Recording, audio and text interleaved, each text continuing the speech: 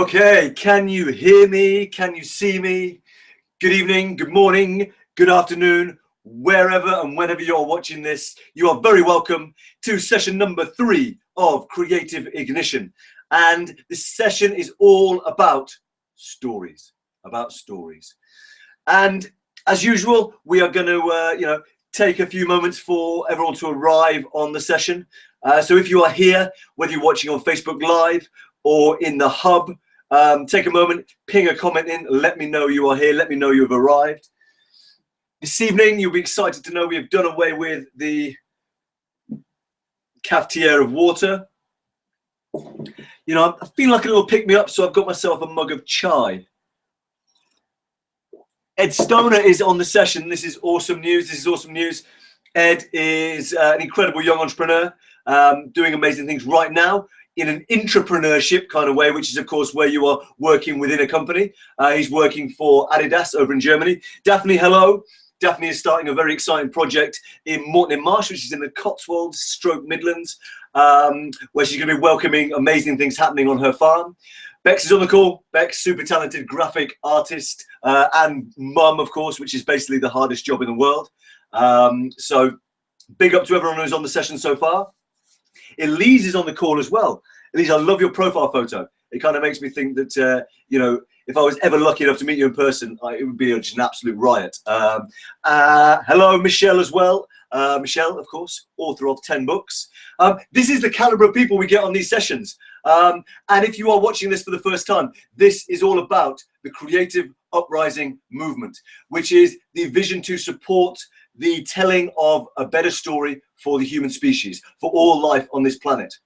And we will do that by creating a community around the world based in 200,000 different groups, call them circles around the world, where people come together, support each other to discover, develop, and share their gifts with the world in a way that enriches them and enriches the world.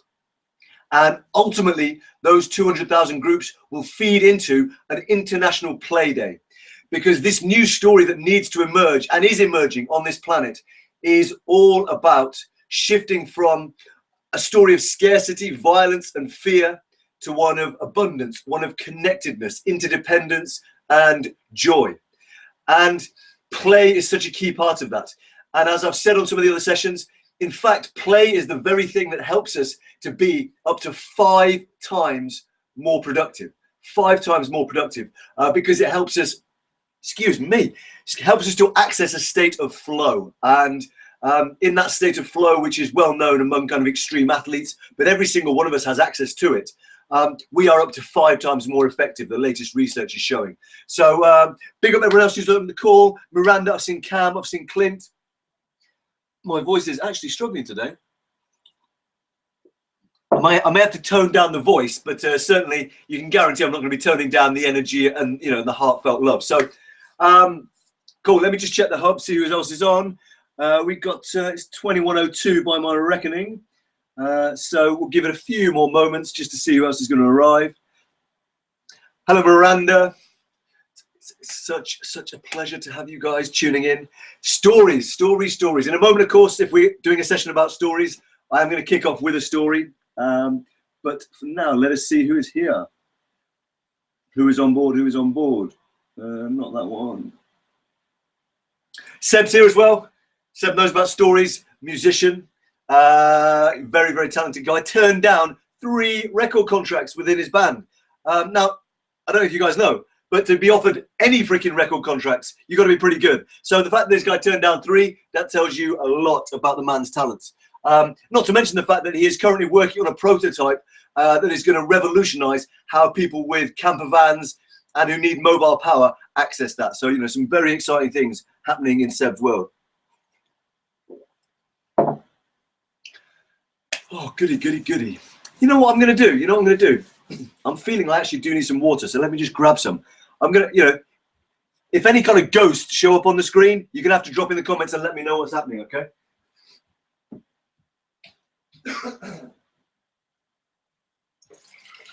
All right, we're back. The tea is vital for a pick-me-up, but you can't beat a bit of water. Cam is online. My brother in Australia, who is doing amazing things for the sport of football, which in Australia, of course, is known as soccer. I'm not sure why. But Cam is, you know, there's times when you just meet someone and you're just like, this is someone who I know. I've got no questions, no qualms. This is someone I can trust with all my heart and I want to work further with. So it's been an absolute blessing to have Cam on board this movement as well. Cool. All right. So I reckon we'll give it 1 minute and then we're going to get started with a fascinating story. It's the story of Peter, Jenny, and Sammy. Peter, Jenny, and Sammy. And some of you guys may have heard this in a slightly different form. So let me know your feedback on the new version as well. All right. And guys, just before we crack into the story live, do pop up any questions you've got about stories. And I'll you know, obviously I'll be going into a bit more about what I mean by stories and how that relates to you. But if there's anything kind of popping up that you've got, you know, any questions around stories, then do pop them in the comments so that we can actually explore them in the session. If you have got the playbook, the Creative Ignition playbook, it's going to be the page marked Story Synergy. So we're going to be doing that when we come into the practical session. As ever, I'm aiming to go for about, you know, 17 minutes on the, you know, expanding on what's actually going on for the session. Then we're going to get into the practical stuff. We'll probably start the lock-in around 9:35. It's possible this evening I might get handed a baby. They've both been a bit, you know, my son is teething quite significantly. I need to let my wife sleep. So cool. Fabian is on the call. Fabian is an amazing guy in Germany. I met him when he was doing an exchange program up in Warwick, where I used to live. So big up Fabian. Shimoni is on the call as well, mate. If you want to know about connecting with your passion and purpose, obviously you can speak to me. But if you can't access me, Shimoni is your lady. She is like a queen of that stuff. Cool. So let's get into this. Guys. And as ever, take a few seconds just to really arrive. You know, I know the week's coming up. Okay, Sunday night. You're probably thinking, Jesus, the weekend wasn't long enough. You're also maybe thinking, you know, I've got a lot to do this week. For some of you, the weekend will be the coming week will be an incredible opportunity to pursue your passions and your dreams. For some of you, it's going to suck. And both of those are okay. Wherever you're at with the week that's coming, it's okay. But really take a moment right now to connect, to be here, and to trust that whatever you need to receive this evening, or whatever time of day it is, whatever you need to receive, you will receive that. Any questions, anything like that, we are here for you. And you are not alone. There is a whole group. We are a circle together. Whoever has jumped on this session, we are a circle and we are here to serve one another. So fantastic. And with that, let's crack into the story of Peter, Jenny, and Sammy. So once upon a time, there was a young woman, and her name was Jenny. And Jenny lived in California. Just kind of not quite in Los Angeles, but fairly nearby. It all tends to blur into one, you know, massive population over there. But obviously, being in California, it's a stunningly beautiful country, and yet it can seem very hard to really feel like you're connected to what you're meant to be doing when you see so many people seeming to be living the dream life. And this was where Jenny found herself. She was at a crossroads, I guess you could say. She tried a few different things and nothing worked.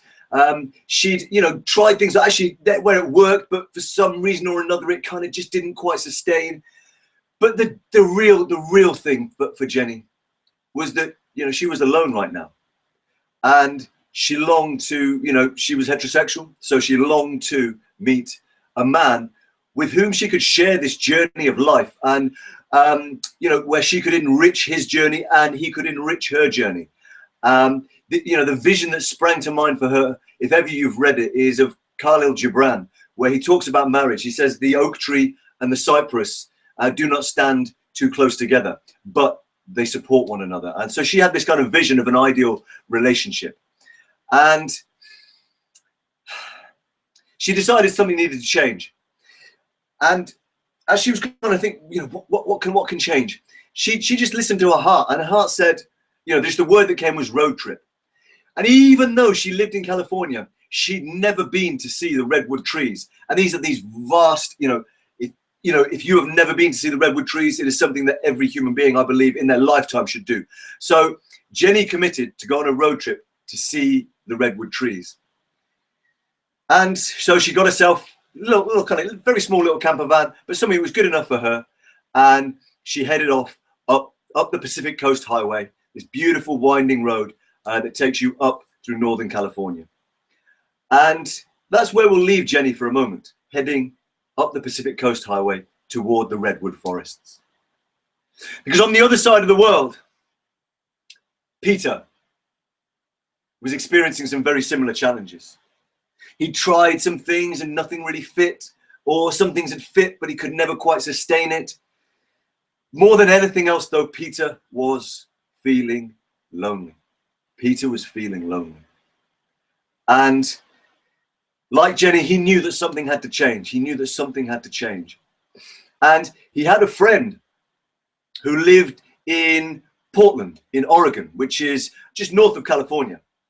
And he decided that, you know, he couldn't quite put his finger on why, but he felt called to head to see his friend in Portland. So he jumped on the plane, did all the various transfer bits, and spent the night at his friend's. And his friend, they sat by a fire, catching up, having a beer. And his friend was like, you know, Peter, what do you know? What's your plan? And Peter said, you know, I don't know. I just know that something needs to change, and perhaps I need to give myself a little bit of time just to find out what that change is that needs to happen. And his friend said, well, have you ever seen the redwoods? And Peter was from, you know, Europe, and he said, no, we've got nothing like that. And his friend said, well, listen, take my truck. You can stick a mattress in it. You know, the cab goes on, so it gives you a nice roof. I've actually got a little log burner you can put into the cab, perfectly safe. It will keep you warm. You know, just head off and go and see the redwoods, and maybe under these ancient trees, you know, you'll connect with something, and, you know, connect with what needs to change. So as you maybe have kind of are picturing, you've got Peter heading from the north down towards the redwood forests, and you've got Jenny heading from California up towards the redwood forests. And they're on essentially the same road, different numbers, but essentially the same road, and they're heading towards each other. And that is where we will leave Peter and Jenny for a moment, because they were heading to the redwood forests at a time where winter was beginning to close in, much like we're experiencing here in the UK. If you're watching in the UK, the nights are closing in. It's getting a bit colder. And on this particular night, as Peter and Jenny headed towards each other, a storm was kicking up.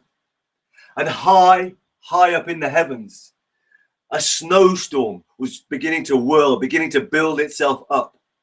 And in that maelstrom, in this whirl of snow, there was one snowflake. His name was Sammy. And Sammy was in a bit of a funk. He always found it so difficult to know where he fit. Of course, he was surrounded by his snowflake brothers and sisters, but you know, they all looked the same, but he just felt different. And he didn't know how he could, you know, be of value in this vast snowstorm. Where did one snowflake fit? And like Peter, like Jenny, Sammy knew that something had to change. And he thought to himself, well, perhaps there's a reason why I feel different. Perhaps there's a reason, and maybe I don't need to know exactly what that is yet, but perhaps if I trust that, that'll be enough. And so as the storm began to lower and lower and lower toward the forest rooftop, Sammy began to get a feeling. And he'd never really felt it before, but he knew there was something stirring. And he decided just to trust it, to be open, to surrender. And he felt himself being taken by a new kind of wind, And if Sammy had had words for it, he might have called it a spirit wind. But it was taking him very, very deliberately toward a particular patch of the forest. And as the snow began to fall on the forest, and as the road that winds through the forest began to become covered with a fine blanket of snow, Sammy felt himself falling toward one particular tree by the side of the road.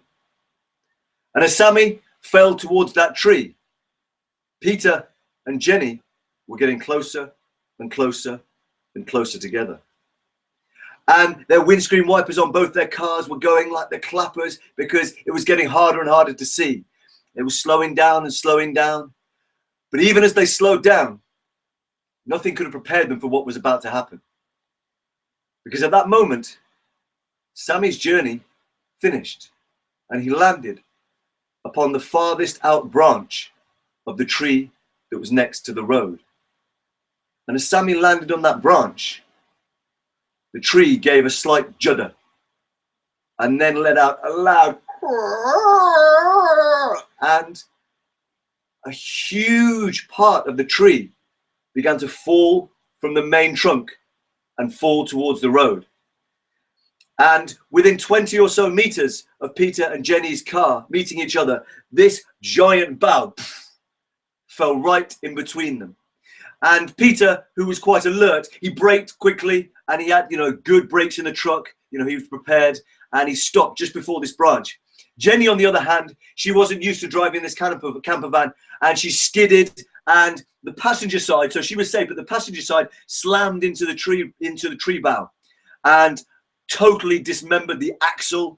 So her camper van was a total write-off. Jenny thankfully was safe, but she was quite shaken. Now Peter saw what had happened. He jumped out, of course, and he opened the door and he lifted Jenny out. And as they looked in each other's eyes, there was an instant connection. And Peter tried not to give too much to it at that point because he was looking into the face of someone who literally he'd never seen anyone more beautiful in his life. The only words he could stutter was, "Are you okay?"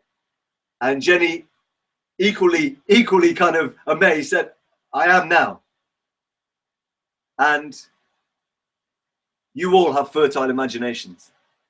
I don't need to tell you what happened as that story continued. But what I would love to know as we end the story is what you think that story was about.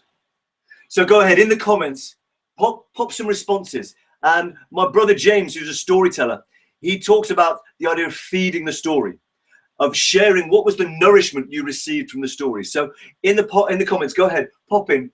What was that story about? What sang in that story for you?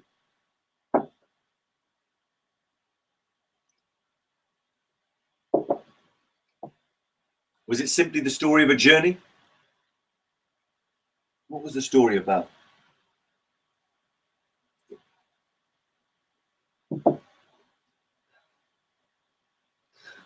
Let me check your comments. And maybe you're needing a moment for the story to fully land. That's okay. Take that time. Take the time you need.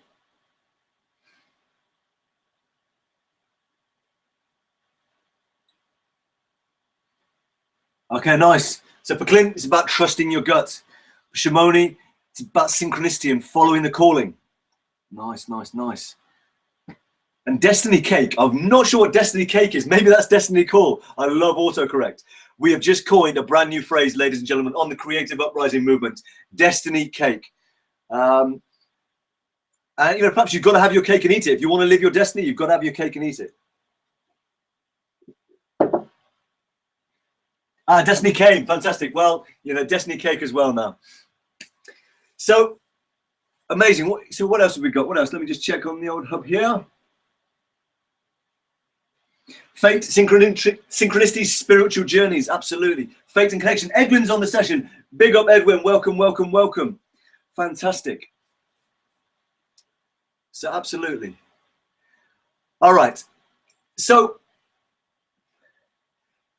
here's the thing, guys. I could now, suggest that the story was, yes, it was about following your inspiration, taking a leap, knowing that something had to change and honoring the call that you were hearing. That is certainly part of it. It may also be that, like Sammy the Snowflake, sometimes you don't know where you fit in the world, yet you know you're unique. And even a single snowflake can bring two lovers together. And if a single snowflake can do that, just imagine what you can do as well. So all of the things we've shared there, stories, the reason I kind of share the story to start with is because as we head into exploring these stories a little bit, I want to speak about stories kind of generally, about why they are so powerful. And I think first and foremost, stories are the defining trait of human beings. The way we have been able to shift from, apparently, apes who, swing from the trees, to people who are now communicating with each other through, live technology, is because we were able to share stories, to project into the past, into the future, and explore meaning and purpose through the mode of stories. Okay, and you could even say that stories are what elevate us. They are the thing that's unique to human beings. We know that, for example, crows and dolphins, like super intelligent animals, they play. If you want to think after this, check out crow roof tubing. It's literally this crow snowboarding with a little donut on a roof. Incredible. But so we know that animals, highly intelligent animals, play. But I don't know too many examples, and I would love to be corrected, of animals that tell stories to each other. I know that bees, of course, they do their little dance to communicate, but Matt, that's more kind of conveying information. So human beings, the fact that we can tell stories, that is, is the thing that allows us to be human. And fundamentally, when we talk about stories, I am here right now, and whoever else, I'm saying, will you buy into my story? Will you buy into my story? We together have gathered under this vision for a creative uprising movement. The invitation is to buy into the story. And some of my supporters, some of the members of the community, of the movement, have already shown their support, their buy-in to the story in the form of an investment. You are welcome to do the same. Okay? So ultimately, when we are kind of trying to connect and live and serve, we are inviting people to buy into our story. We are saying, here is my story. I can support you. I can serve you in this way. And if the person is sufficiently convinced by your story, they will buy into your story, either with time, energy, effort, or money. But there's something even deeper that happens when we use stories, when we connect with stories. Because our ancestors for generations and generations and generations have been gathering around fires, telling stories. And they've been gathering in circles. And so when we connect using stories, we are tapping into something very ancient, very deep, and very powerful. And in the first session, I spoke about, the new story we are shifting into is all about, accessing different ways of being in the world and different ways of accessing information. I mentioned the Akashic fields, okay? So when we connect with stories, we are tapping into our ancestral heritage, which is very much present in our DNA, in our genetics. And there's another reason why stories are so powerful. And if ever you've read Simon Sinek's book, Start With Why, he really touches on this very well. Stories speak to the heart. Facts speak to the head. Which means if we want someone to buy into what we're doing, if we want to sell to someone, i.e. we want them to kind of, we want to influence them, stories are the best way to do that, because we make decisions based on our emotions, not on our head, not on the facts. We make the emotional decision first, and then we use our heads to kind of come up with a logical reason why that decision is the right decision. Okay, so stories are so powerful because they can move people to action before they even know why they're doing it. Okay, so of course it could be used in manipulative Machiavellian ways, but I know that you've gathered on this call not to do that, right? So stories speak to the heart, facts speak to the head, which means using stories, you can sell without selling, and you can teach without preaching. And particularly that sell without selling phrase is something I picked up off a guy named James Lavers, who is for me one of the best at supporting people to share their stories. He is also an incredible salesman, used to do kind of home shopping. He's helped Tony Robbins sell in ridiculous amounts of products. So if you do kind of enter James's realm, be prepared to kind of know that he is very, very good at what he does. But he is truly outstanding at helping people tell stories. And that thing really spoke to me, that idea that stories allow you to sell without selling and to teach without preaching. Because in that story, yes, I conveyed in the story of Peter, Jenny, and Sammy the Snowflake, I conveyed some of my core beliefs, my core philosophies, that when you take a step in the direction of your inspiration, magic unfolds, the universe supports you. That every single one of us, irregardless of whether we may think it or not, has incredible value in the world. all of those things I was able to convey in that story without kind of going, hey, I'm going to do you some teaching right now, and kind of for it to come across as preachy, right? Does that make sense? So are you guys, you know, hit me up in the comments. Is that helping kind of really connect you with why stories are so powerful? And if there's anything you think I've missed as well about why stories are powerful, ping that up in the comments as well, for sure. So looking at the time, I reckon we may be slightly over our kind of 35-minute period, because I want to speak a bit about your story and then go into the practical session. So as ever, we will have lock-in time, which is after the official session is finished. I will be here to answer any of your questions and to work through the processes with you in more depth if you feel it's needed. So cool. Let me just check the old comments. Fantastic, fantastic. Not sure if you know, but the broadcast is paused. Is anyone else experiencing the broadcast as paused? Let me know if that's the case.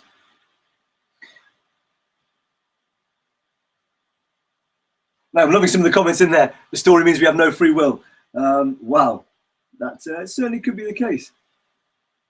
So I'm just checking the old hub here, seeing if there's any comments come through. It's like concern. Aha, cool. So stories usually involve people. Cool. So that means that I don't think that the thing has paused. So Clint, maybe check your tech. Check your tech, protect your neck. Just check your comments here. Fantastic. All right, good. So let's head into a brief section about your story. And one of the things that I believe with all my heart and soul and being is that when you do what you love, everything you have ever done supports you to do it brilliantly. Everything you've ever done supports you to do it brilliantly. And for me, that is what happens when you tap into the power of your story. Okay, when you tap into the power of your story. So, I can give you an example of, my friend Dan, who runs a company called Whatever It Takes, which is London's kind of, one of London's main CrossFit and training fitness clothing shops. And when I chatted with Dan, he just sold a cleaning company. But he was training to be a semi-professional athlete. So I'm like, dude, what the hell are you doing? Do something you're passionate about. Just find some way to bring sports and your training and athleticism into what you're doing. And, watching Dan's journey since then has been truly incredible, because he, his first step after selling his cleaning business was to get a job working for Innovate, who make sports running shoes and sports equipment. They're very big in kind of ultra marathon training and all that sort of stuff. And in going out to different shops where he'd sell the Innovate stuff, he spotted an opportunity to bring this CrossFit brand to life, this kind of CrossFit clothing brand to life. And he's doing fully what he loves. And everything he has done supports him to do that. When he had his cleaning business, he learned about business. He learned about what it took to build a business and for it to be profitable and for it to work. Okay. Then when he was working for Innovate, he was able to understand the whole process of buyers, of suppliers, of payroll, all of that sort of stuff in his business. Then he tested it in the downstairs area of a shop, of a branch of Intersport, before opening up his own branch. So doing that, he was able to, explore business rates, all the things about kind of footfall in London. So once Dan connected with a thing that he was meant to be doing, everything that he had done began to support him to do it brilliantly.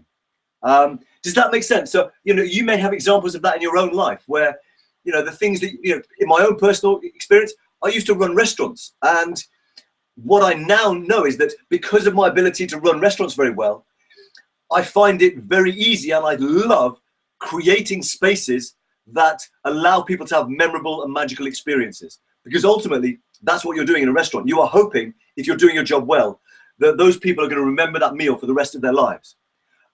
So yeah, and this is the power of connecting with your story. When you think, oh, well, maybe that thing I used to do, that's not relevant. When you begin stepping in the direction of your inspiration, everything you've ever done becomes relevant. It helps you do it brilliantly.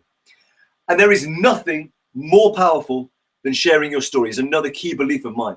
I mentioned to the community that one of the most powerful things I ever shared on social media wasn't anything to do with, hey, this is the kind of business stuff I can help you guys do, or this is my poetry stuff.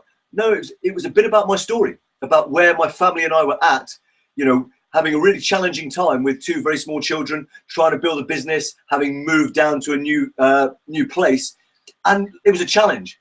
And yet my wife and I just one night shared a hug, and it was like a magical moment. And I just shared that as something that really was alive in me. And the response went nuts. I mean, some of you guys on this session now may have read that post, may have commented on that post. And if you did, thank you and blessings. I hope it served. But the response was incredible. And all I did, without question, the most powerful, you know, response-wise social media post I've ever put out. And all I did was share my story. And what I didn't shy away from there as well was the hard stuff, was the struggle, was the vulnerability. And, you know, this is something I really wanted to take forward in terms of how you might go forward sharing your stories and it's a phrase, it's got a little rhyme, so I hope you'll remember it. If you want to note it down, go ahead. And it's this: that which shapes your soul becomes your gold. That which shapes your soul becomes your gold. Which is that the struggle, the pain, the hardship, the sacrifice, those things that cut you deeply are the very things that will allow you to serve most powerfully. And so often, you know, the painful stuff, the things that perhaps we don't like about ourselves, all of that stuff which has shaped our souls, that we kind of think, well, you know, no one wants to know about that stuff. Actually, that is the very thing, especially in this age where we are so crying out for authenticity. That is the stuff that will allow you to profoundly connect and to profoundly serve as well. So that which shapes your soul becomes your goal. And one final thing I want to speak about your story before we head into the practical session is I want to answer Melody sent me through some questions. So thank you, Melody. And one of the questions she asked was about, you know, does it have to be original? And I really want to speak to that, because I'm pretty sure there have been times in your life where you've heard one thing and you're like, yeah, that's good. That's good. I should do that. And you do nothing. And maybe there's a second time when you're like, oh yeah, I heard that before. That's really good. I should do that. And you do nothing. And maybe a third or a fourth, but by the sixth time, maybe you hear it and it goes in a different way. Suddenly, rather than being something you kind of hear as a fact, it's something you experience in your heart and you go, I get it now. And you act on it, right? Let me know if that rings true. Let me know if that rings true, guys, because it's a really important point. And one that can help to kind of take away so much doubt around people sharing their gifts. So does that ring true? It does not have to be original. It just has to be you. And when you can just express, irregardless of whether it's original, just because it's you, here's the thing: the people who need to hear it, the people who are going to be able to act on it this time when they hear your thing, even though it's not the original thing, they will be overjoyed. They will be so grateful that you have shared it, because you shared it in a way that allowed them to act on it. Does that make sense? Okay. So that's a few bits around, you know, the power of your story. And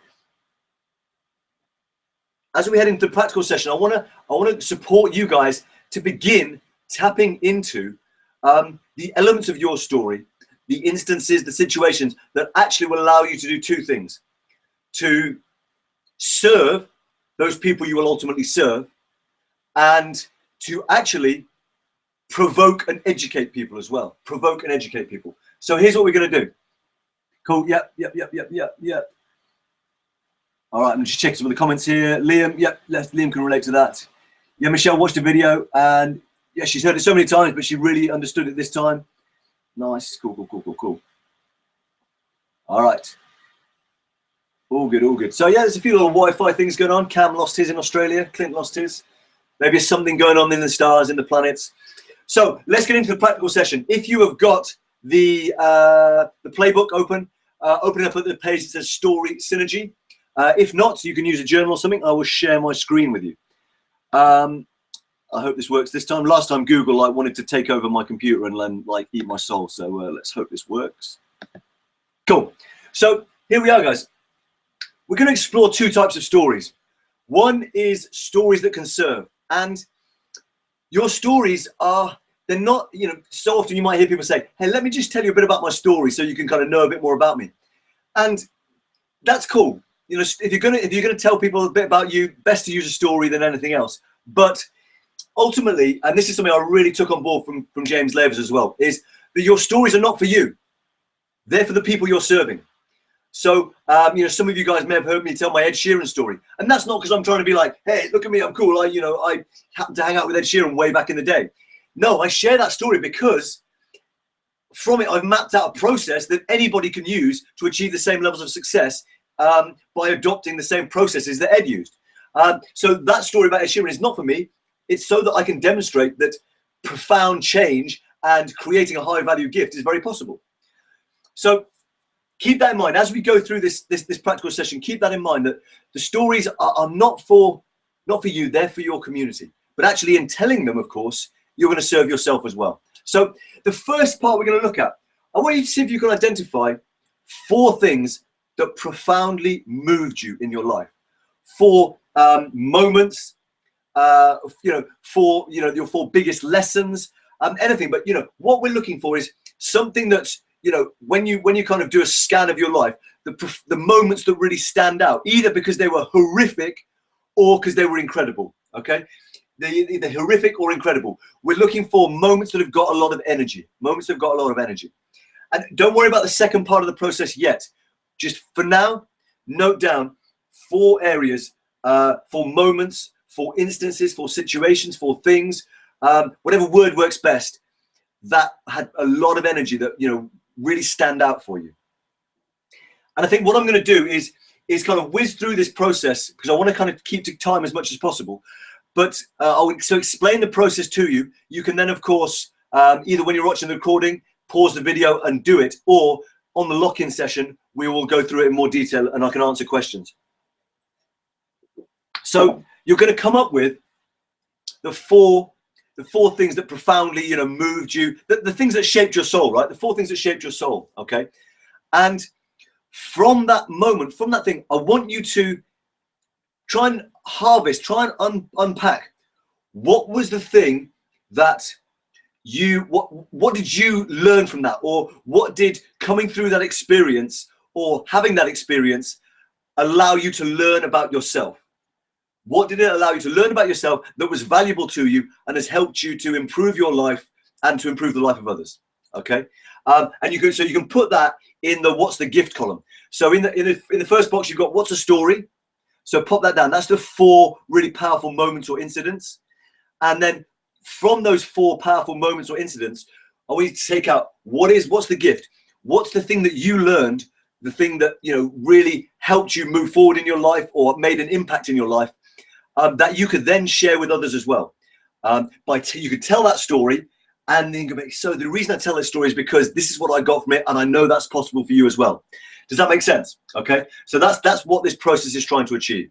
All right, so you identify the moments, i.e. what's the story, and then from those you unpack the gift for the people you serve. Okay, and that's always, what was your experience and how did that experience help you? Okay, so that's the first part. The second part is I want to make sure that you've got stories that allow you to articulate and express your philosophies in the world, to share your messages, to let people know what you're all about. Okay, and so that's why this second part is called Stories to Provoke and Educate. And what I want you to think of is, are there four stories, if you like, 4 things that we think are true, or 4 things that people generally think are true, that you actually know aren't quite as true as people think? So let me just think of, I had loads of examples that I'd got prepared, and now, of course, my mind's gone blank. So, maybe something like, so here's a big one for me that I share with, I do a lot of work with young people, and this is one of the stories I share to provoke and educate, which I say is the old story of education is this: you go to school, you get your grades, and you get a job. Or you have the upgraded version, which is you go to school, you get your grades, you go to university, and you get a slightly better job. Okay, now that is the old story of education. The new story of education is find something you love doing and get brilliant at it. Find something you love doing and get brilliant at it. Because when you're brilliant at something, you not only make a great difference in the world, but you get well paid for that thing as well. Okay. And because that is the story that I'm challenging the status quo. So what stories do you have that challenge the status quo and allow you to express your main messages in the world? Because of course, from that new story of education, I say, because that's the new story, it means when we connect with the internet and the incredible possibilities that exist, there's never been a greater opportunity to make a living and make a difference doing what you love. And of course, that that's part of the title of my book. So of course, that's one of my main messages. Okay. I've just realized that I'm looking into the Facebook Live thing so I can see myself rather than into the YouTube camera as well. So if you guys have been getting like my forehead, my sweaty forehead on the hub, then apologies. I'm back with you both now as well. So does that make sense? So guys, post up, what are some of the stories, whether it's the stories that you're going to use to serve people because they've shaped your soul, or some of the stories you have that you actually know challenge the status quo. So go ahead, pop it up. I'm just going to kind of freestyle with some of the ones that are, some of the peeps who are on here. So maybe for, Cam, who's kind of helps young people to improve their soccer. It might be, if you were going to, one story that might provoke, it might be, actually, if you're a young person and you've been told you're too small to play football, well, one of the best things you can do is not play football at all. You actually might want to go and learn martial arts, because then you'll have good core strength, you'll have great balance, so that when you get back on the football pitch, even if people are bigger than you, you'll be able to kind of, they'll bounce off you and things. So even just something off the top of my head there, let me think. So Michelle, it could be something like, you could say, why writing the book you've been told to write is the worst thing you can do. And so that might be along the lines of, there's a whole community of fan fiction out there, and the best thing you can do actually is write some fan fiction first and get a great following, rather than write the book your publishers have told you to write. And that's how you can kind of really be successful as an author. So just using those two examples, can you start to see how you might have some examples of stories that challenge the status quo, and actually you can bring in your new insights as well. Okay. So, I'm trying to think, Seb, for example, Seb, who's on the session, who's creating this amazing stuff for camper vans around solar power. It may be, the story is that actually it's quite complex wiring up a camper van with solar power. And, there's so many different ways to do it. And actually where Seb can come in is go, well, actually, that's just not true. All you need to do if you want to have a solution that fits every camper van, is you do this and this and this. Okay. So there, Seb would challenge the prevailing wisdom around wiring up a camper van for solar power, because he's got his new thing that's going to serve. Okay. So cool. Guys, does that make sense around how we are going to use this practical session? It's about 22, so we're about 5 minutes over where I want it to be. But let me just check in. Who's got some questions? Who's wondering, is this a story? Is this something I could, who's got a story and they're not quite sure what the gold is? So post these up and let's start kind of serving one another as we head into the lock-in. I'm also going to poke my head around the door and just see if I need to grab a baby. So whilst I see if I need to grab a baby, you guys post up in the comments any questions you've got around this practical session. Does it make sense? And of course, the recordings will be up on either Facebook or on the Creative Ignition Hub. You can go back to this video and work through the exercise at your own pace as well. And if you've got any questions, hit me up. I'm always available to answer. So yeah, pop some questions in the comments. I'm going to check if there's a baby, and then we'll get back to it with the lock-in, see how we can serve further, okay?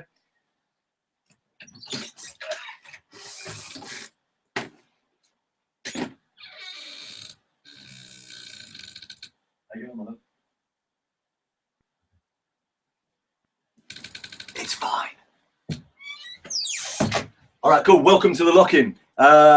We've got about, I reckon, 17 minutes. If anyone's got any questions they need answering, so let's have a quick look at some of the comments. All right, nice. Oh yeah, Cam saying my Ed Sheeran story. So I shared a video for Cam. He's a teacher in a school as well. I shared a story about the Ed Sheeran for him, and it resonated with his class. So that's good. Always good to be of service. Let's just see what's on the hub. Wow, the hub is nearly falling down. Oh yeah, it's a hot one this evening. So any questions? It's good. Well, I'm guessing you guys are working away feverishly at your practical exercises. So good. And, you know, if you've got four, you know, if you've got more than 4 stories that you're going to use, awesome, you know, go ahead. This really is about equipping you. And Creative Ignition, this program, 30 days, 30 sessions of 30 minutes over 30 days.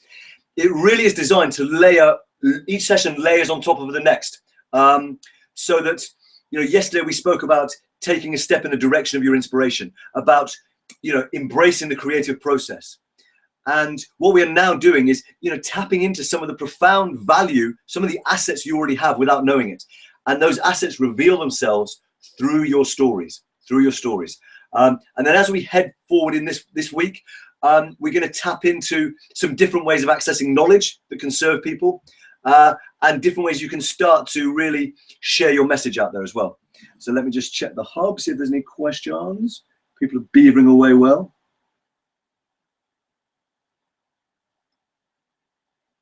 Edwin's saying stories don't come up my head in a situation like this. Edwin, we're not focusing on stories.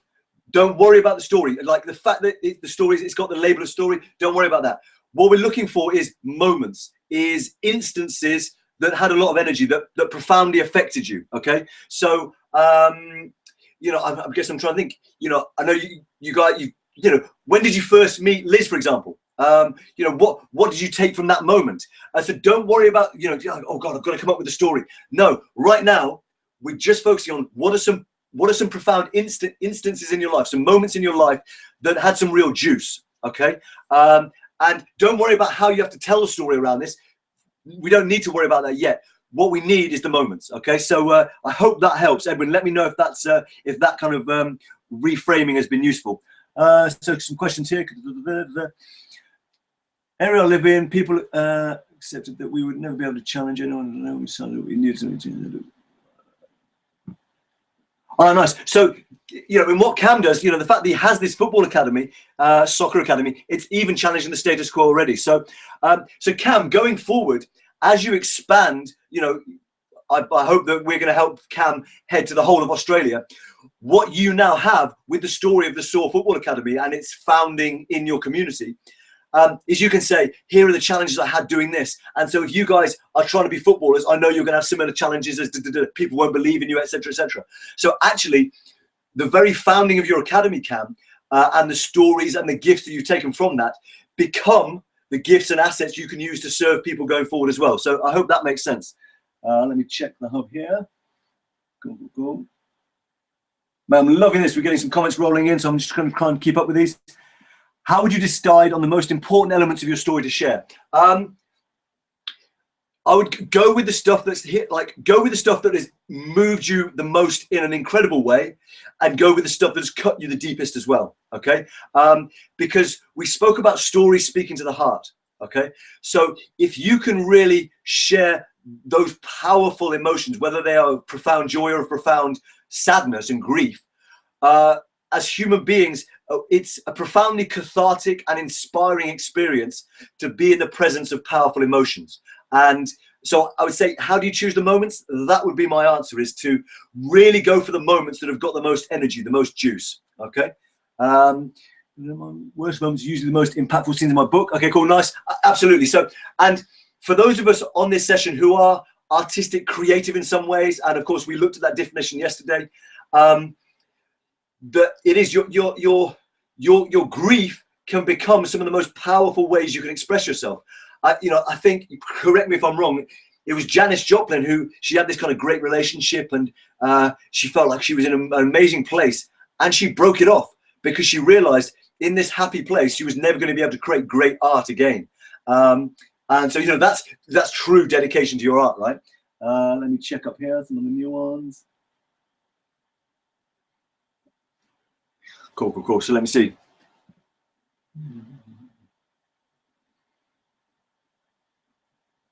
All right, nice. So Liam's talking about his dance as an ongoing story for him, and absolutely, you know, it really is about embracing that every moment, every breath. And I don't need to tell you this, but you know, I'm going to say it again. It doesn't have to be original. I'm gonna walk my talk here, right?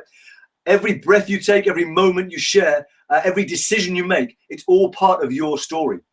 And actually, placing your life, regarding it as a story rather than as something that is happening to you, is a super empowering thing to do, in my opinion. because suddenly it takes away the pressure of, oh, I've got to perform to my best every moment, or if I fail forever. No, suddenly when you are living your story, every failure becomes a chapter. You're like, oh, this was a moving and powerful chapter. I can't wait to share that chapter, later on, and I hope it's really going to help people. So when you regard your life as a story, it allows it to take on a very different energy, and therefore you can create different results because you're coming from a different place of different energy. And later on in the series, in these sessions, we're going to explore the power of games and of play, and as a way of really accelerating your productivity to kind of new heights. So stay tuned for that as well. So cool, guys, thank you for all these questions and comments, because it's really amazing to be able to interact like this. And further down the line, I'm definitely going to be investing in some kind of software that allows us to do it face to face and speaky and all that stuff. But for now, this is awesome, so thank you. So do you feel that to create amazing art you need to have plenty of pain in your life? I can only speak on it from my own personal view on this. Let me just we'll keep sharing that screen, I think. Which is, I personally believe creativity comes through you, not from you. So it's not a prerequisite to have felt lots of pain to create something of profound and amazing value. Because I believe that the true creative process is when we tap into a force that's greater than ourselves, and it becomes a co-creative process where we become the vehicle for that thing to come into the world. And often profound pain and grief will be the thing that actually allows us to access that different space and that different way of creating. But it doesn't, in my opinion, necessarily need to be that. Oh my God, that water is incredible. Wow. Cool. So, guys, let me know, has this session been useful? And in the group, if you're not in the group yet, so people like Liam, if you're not in the group, do request to join the Creative Uprising group. I think it's facebook.com/groups/The Creative Uprising. Because if you guys have further questions around the practical exercise, wondering, is this the gift, or is this a story? Is this provoking enough, or all of that stuff, post it up in the group, and I'll be there to answer questions. And of course, the power of this movement that we've initiated is that the rest of the group can feed in as well. And guys, if you are, let me just say, if you are enjoying this on Facebook Live, definitely, become a part of this movement, become a part of what we're doing together. Because I've put this out to a select group of people who felt called by an invitation I put out. And some of those guys have invested. They've said, I believe it, I buy into this story sufficiently that I will actually, part with my money to support this story happening. And, I'm going to invite you guys to do the same, to come on board. And it's, whatever you would like to invest, whatever you would like to buy into this story, that is absolutely the right amount. But I'm feeling like I will probably run these sessions live on Facebook Live for maybe another 5 or 6 days. And then I will, I'll bring the group together, and we will really head towards the last 20 or so days we'll really do as a tight-knit group. So if you'd like to be a part of that, you can also try, and you can do the entire program without paying a dime, so that you can try it and know that you've got value, and only then invest whatever you feel called to invest. So yeah, definitely a try before you invest is open to you guys as well. But I would really encourage you to get on board, join the group. Hit me up on a message if you don't know how to do that. I'd love to have you on board, because it's been such this session has been amazing. I love the interaction. And let me just check and make sure that I've captured everything, I've answered every question. Big up Will Mander, awesome father, even better footballer. So great session, George. Tom, Cam, go to school. Cool, good. Well, it's perfect, Cam, that you can actually you can squeeze these sessions in before you head to school. So lovely. Awesome. So guys, yeah, I think we're going to call it a night there, unless there's any further questions that are burning to be answered. But do hit me up on Messenger or in the group, and I will answer those for you as well. Thank you so much. Tomorrow we are going to look at ways we can tap into this creative force that is greater than ourselves, ways we can access a different way of being in the world, a different way of accessing knowledge. It's probably been one of the most powerful things that I've brought into my life over the last year. And it's helping me to deliver these sessions every time. So I really look forward to sharing that with you. 9 o'clock, as always. Guys, I love you. It's been an absolute honor to be here with you. And I can't wait to continue this journey with you. So go well, and I will see you tomorrow. Jesus, let's finish that. Let's try and finish this. Wow.